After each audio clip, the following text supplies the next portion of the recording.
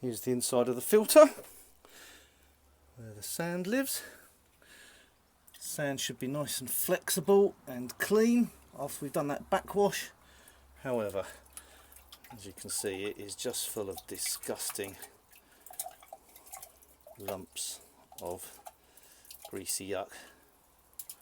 Not backwashing out at all. That is a filter desperate for a media change. Let's get another lump out.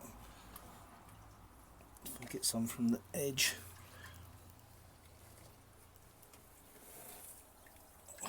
Like that. You can see all these lumps of muck. There we are. Just disgusting goo that's not backwashing out, and needs changing. Welcome to the glamorous life of the pool engineer. That's got to all come out of this great big tank.